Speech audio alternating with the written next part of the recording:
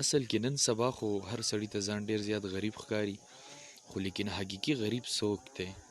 نبی علیہ السلام یو پیر صحابه ته وی تاسو ته پته شته چې غریب څوک دی؟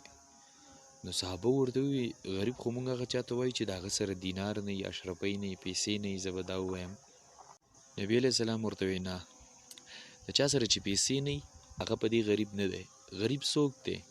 غریب هغه څوک دی چې د قیامت په ورځ باندې راشي، هغه مونځونه کړي، عبادتونه کړي، روژې نیسلي، صدقې ورکړي، ډېر ډېر ښه عملونه کړي، لیکن هغه ګناهونه هم کړي، چا له سپېړه ورکړي، چا ته کنځلې کړي، د چا مال خوړلی، چا وینه توی کړي. نو د هغه د دغې ګناهونو د ختمېدو نه مخکې هغه خلک راشي او د ده نه هغه نیکۍ واخلي او د ده سره صرف ګناهونه پاتې شي او د دغې ګناهونو سره دی جهنم ته لاړ شي. حقیقي غریب دا